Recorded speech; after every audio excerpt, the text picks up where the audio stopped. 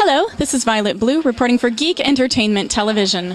I'm the guest reporter tonight because the usual correspondent has been murdered and I stuffed her in the trunk of my car.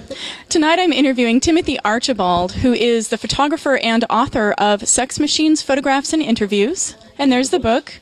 It may be the size of a sunflower seed on your screen, but I heartily recommend that you go to Amazon.com or other fine reputable booksellers and take a look at it, because it's really amazing. And so, Timothy, why? I guess that's a big question. I thought it would be a good way to get into the issues between like men and women and how people misunderstand each other and understand each other in a kind of... That's so not true. That's totally not true. You're a photographer and you must have just like stumbled across this stuff, right? Yeah, I mean, of course the visual aspect of these things were like the obvious great stuff. And so, the machines held their own fascination, but then it was the people who really kind of brought it all to life, And so basically you traveled all around the United States talking to these wackadoo sex machine inventors. Is that right? I would say they're more like regular folk. But yeah. So everything but the wackadoo part. Yeah, right. It was countrywide in scope, but yeah, the people were average Joes. So that you would say that they're average Americans that sit around and make machines to fuck with. They do that, but then they also go to PTA meetings and they coach soccer clubs and they feed their kids good food and they take care of their lawns and yeah, it's not seamy.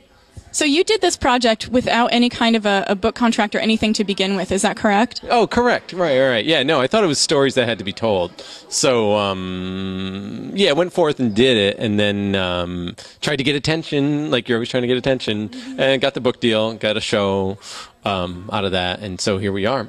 That's fantastic. And how was it? I mean, basically, sex machines in America are a subculture in a lot of different ways, and they exist largely on the internet, as far as I can tell. So how did you insinuate yourself into these people's lives? Couldn't have done it without the net, I would say, because gives you a chance to, like, communicate with email and let people know as much about you as you can before anybody actually meets, and then you talk on the phone and get to know each other a little more then, and then it's actually, you feel comfortable enough to go get together with them. Because you actually went to their houses and and met their family members sometimes and things like that, right? Yeah, right. Because it was all like, you met the wife and kids and you met the family and you met everybody, and so yeah, these people had to trust me to a certain extent, as I had to no, I wouldn't end up in the trunk like the person you were referring to. Like the former correspondent. Yeah. So they were, inching up towards that levels of trust. It's a little easier with email and then phone call and then you get together. So excellent.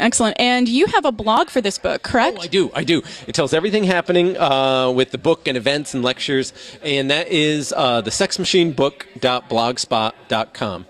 And there's funny media things and funny quotes. When anybody says anything about the book, we stick it in there.